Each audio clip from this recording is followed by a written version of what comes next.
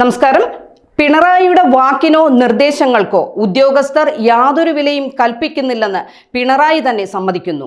മുഖ്യമന്ത്രി കൂടിയായ താനും കൂടി പങ്കെടുക്കുന്ന യോഗങ്ങളിൽ നിർദ്ദേശിക്കുന്നതോ തീരുമാനിക്കുന്നതോ ആയ ഒരു പദ്ധതി പോലും സമയബന്ധിതമായി നടപ്പാക്കുന്നില്ലെന്നും മുഖ്യൻ. മോഹന വാഗ്ദാനങ്ങളുടെ പെരുമഴ പെയ്യിച്ചും ഉറപ്പു നൽകിയും രണ്ടാം തവണയും ഭരണത്തിൽ കയറിയ പിണറായി സർക്കാരിൻ്റെ ഉദ്യോഗസ്ഥരുടെ മെല്ലെപ്പോക്ക് നയം മുഖ്യന് തന്നെ പിടിക്കുന്നില്ല. മെല്ലെപ്പോക്ക് നയമല്ല വേണ്ടതെന്നും കാര്യങ്ങൾ കണ്ടറിഞ്ഞ് വേഗത്തിൽ നടപ്പാക്കണമെന്നും ഇത് ഉറപ്പാക്കുന്നതിന് വേണ്ടി മാർഗനിർദ്ദേശങ്ങൾ നൽകണമെന്നും ഓരോ വകുപ്പിലും നടപ്പാക്കാൻ ബാക്കിയുള്ള തീരുമാനങ്ങളുടെ കണക്കെടുക്കാൻ ചീഫ് സെക്രട്ടറി വകുപ്പ് മേധാവികളോട് ആവശ്യപ്പെട്ടു.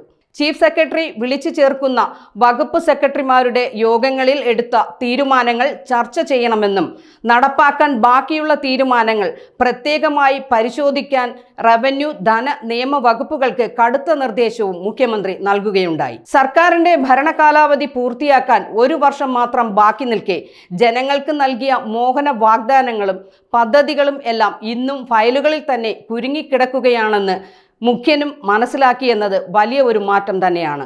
എന്നാൽ മുനമ്പം ഭൂമി വിഷയത്തിൽ സർക്കാരിൻ്റെ തിടുക്കത്തിലുള്ള തീരുമാനം, നടപ്പിലാക്കാതെ പോയ പദ്ധതികൾ, പ്രതിപക്ഷത്തിൻ്റെ ആരോപണങ്ങളായ സഹകരണ മേഖലയിലെ അഴിമതി, സ്വജനപക്ഷപാതം, പാർട്ടി പ്രതികൾക്ക് വഴിവിട്ട പരോൾ അനുവദിക്കൽ, വിവാദമായി പരിണമിച്ച കേന്ദ്ര ധനമന്ത്രി നിർമ്മല സീതാരാമനുമായുള്ള കൂടിക്കാഴ്ച, വയനാട് ദുരന്തത്തിന് ഇരയായവരിൽ ശേഷിക്കുന്നവരുടെ പുനരധിവാസത്തിൽ ഉണ്ടാകുന്ന കാലതാമസം, ചൂരൽമല ടൗൺ വീണ്ടെടുക്കാനാണെന്നുള്ള പേരിൽ നടത്തുന്ന ദുരന്ത മേഖലയിലെ തലങ്ങും വിലങ്ങും റോഡ് നിർമ്മിക്കുവാനുള്ള തീരുമാനം, ഒടുവിൽ 36 ദിവസത്തിൽ ഏറെയായി സെക്രട്ടേറിയറ്റിന് മുന്നിൽ സമരവുമായി മുന്നോട്ടു പോകുന്ന ആശാ വർക്കർമാരുടെ ഓണറേറിയത്തിനും മറ്റും ആനുകൂല്യങ്ങൾക്കും വേണ്ടിയുള്ള സമരം, ഇതൊന്നും മുഖ്യന്റെ ശ്രദ്ധയിൽ പെട്ടുകാണുമോ എന്നറിയില്ല.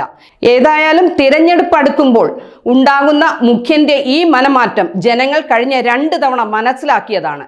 കിറ്റ് വിതരണം, ക്ഷേമ പെൻഷൻ വർധനവ് എന്നീ പ്രസ്താവനകൾ കണ്ടും കേട്ടും അറിഞ്ഞ ജനങ്ങൾ തീരുമാനിക്കട്ടെ ഈ മനമാറ്റം മുഖ്യന്റെ 3ാം തുടർഭരണത്തിന് വഴിയൊരുക്കുമോ എന്ന്.